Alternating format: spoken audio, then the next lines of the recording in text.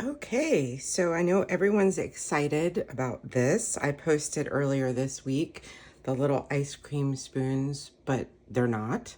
So I wanted to show you what they're all about.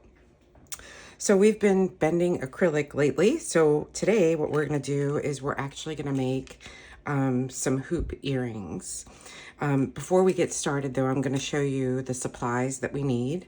And then I will include links to the supplies on our Facebook group and in the file as well. So so that you have everything that you need. But to start with, you're gonna need, of course, your heat gloves, and you're gonna need your heat gun. I use a Furno by Wagner, and I prefer a heat gun over a heat press because I can control the heat, and I don't have to keep going back to my heat press. I just can use my heat gun and heat as I need. So that's that. You're also going to need 2 pairs of jewelry pliers. Now I use a brand called Lindstrom, and that's just because I've been doing jewelry for a long time. So I've had these for about 10 years. They look brand new. They were well worth the investment at the time, but any pair of jewelry pliers will do. You just need a flat needle point set of pliers and then a round nose set of pliers.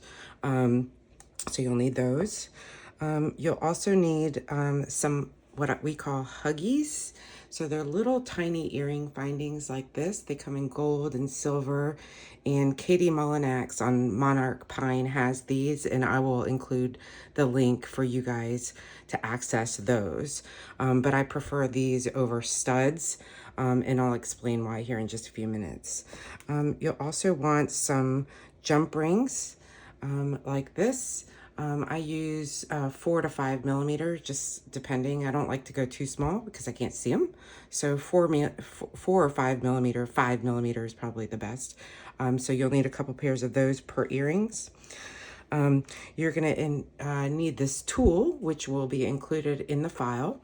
There's various shapes of the tool: oval, hex, rectangle, round, small round, and a couple other ones. And as we go through this journey together, I'll start making some more. But again, this will be included in your file. You'll just need to cut it and put it together, and I'll explain that in the file.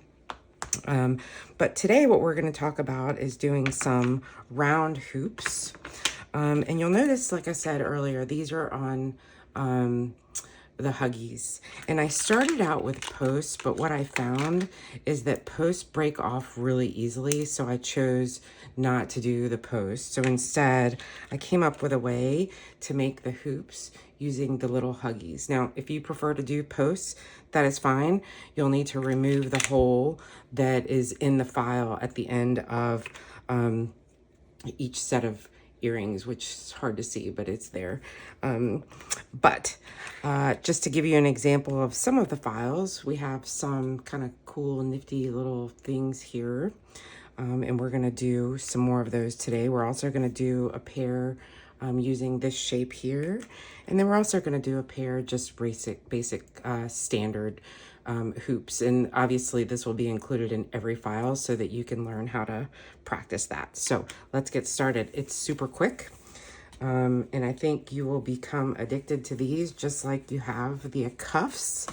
But let's do it. So we're gonna go ahead and start with this piece. You'll notice on each one, there's a little tiny hole right here at the top, and that is for your earring finding. So it doesn't really matter when you're heating it which way it goes, but it will matter once you start using your tool. Okay, so for reference, the hole is on this end. I'm gonna go ahead and heat it up. It's only gonna take a second to do this. And just like with every other heating that we've done, you can kind of feel it as it goes.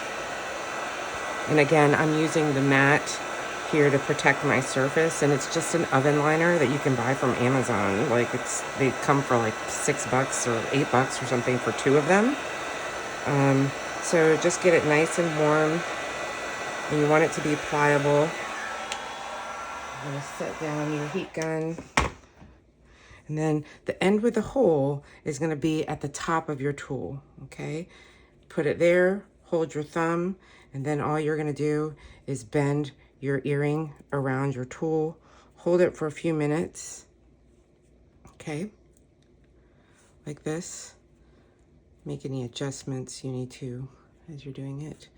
And then when you think it's cool enough, then you're just going to pop it right off.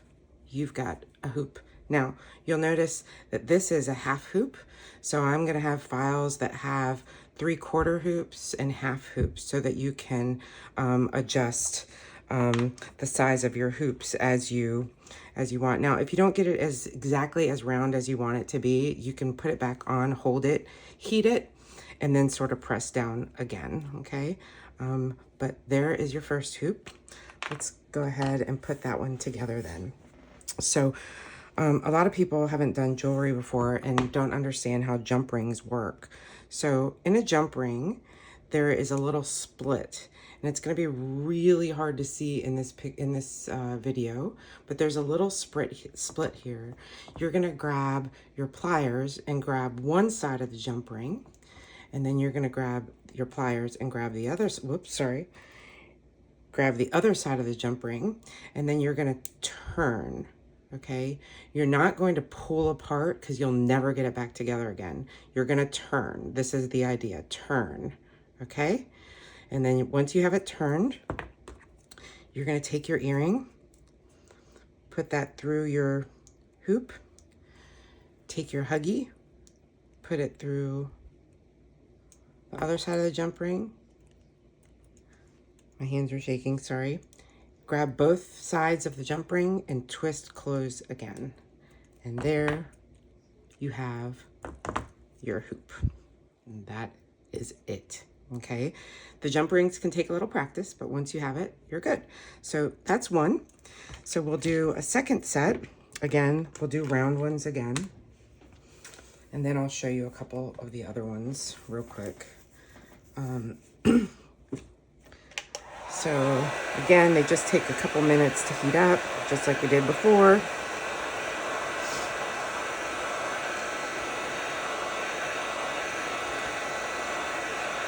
And you'll know when it's pliable enough to be able to wrap it around.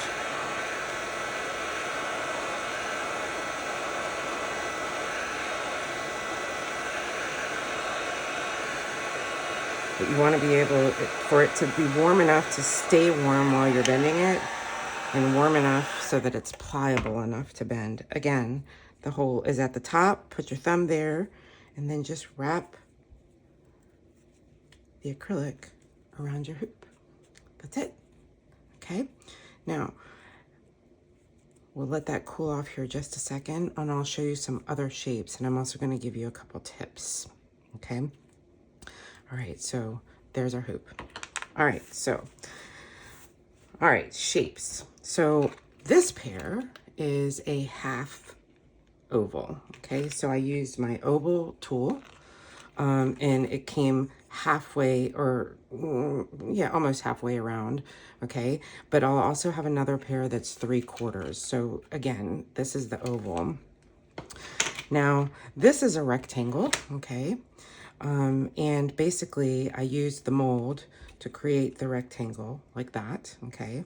I started it with a stud, but again, I don't care for the stud, so I think I'm gonna switch these to the little hole for the huggies. I don't know, you guys can always tell me what you think, but so there's your rectangle. Now, there's also a hex shape. This is what the hex shape looks like when you bend it. For these types of shapes and some of the more complicated earrings that we'll get to a little bit later, it may be better to use 1/16 acrylic. And all of our suppliers, Smoky Hill, Little Sweet Pea, both carry 1/16 that we can have UV printed.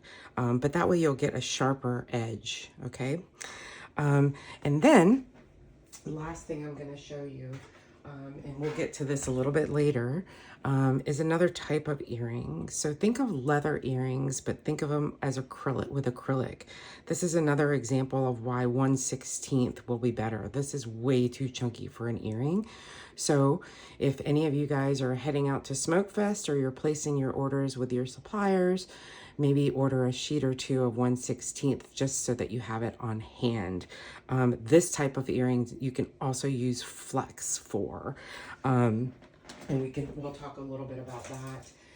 And then last but not least, this is just a prototype, so it's hideous, so sorry about that. But we're going to be working on some other types of earrings where we can put these things together and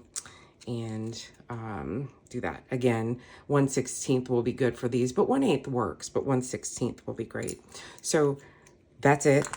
Ice cream spoons turned earring molds, and looking to get these files, some of these files up today as we get started. Remember, follow the Facebook group. If you're watching this video and you're not already on our Facebook group, it's Coastal Frippery Digital. And then the files will be in the Etsy shop. And that is it. Thanks, everybody. Bye.